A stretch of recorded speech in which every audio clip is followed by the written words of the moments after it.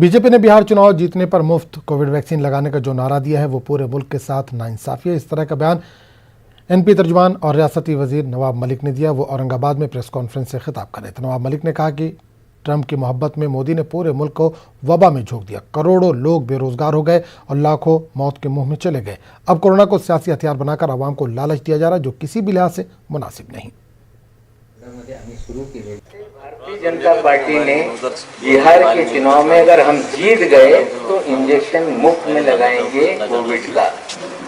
हमें लगता है कि पूरे देश के लोगों को अन्याय करने वाला ये उनकी भूमिका है।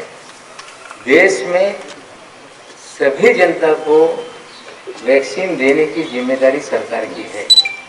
देश में जो भी संकट पैदा हुआ उसकी सारी जिम्मेदारी मोदी साहब की है। 1 जनवरी को हेल्थ इमरजेंसी लगाकर बॉर्डर सील कर देते तो देश में लॉकडाउन करने की जरूरत नहीं पड़ती।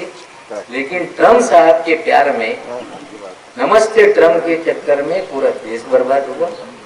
नमस्ते ट्रंप के चक्कर में करोड़ों लोग बेरोजगार हुए।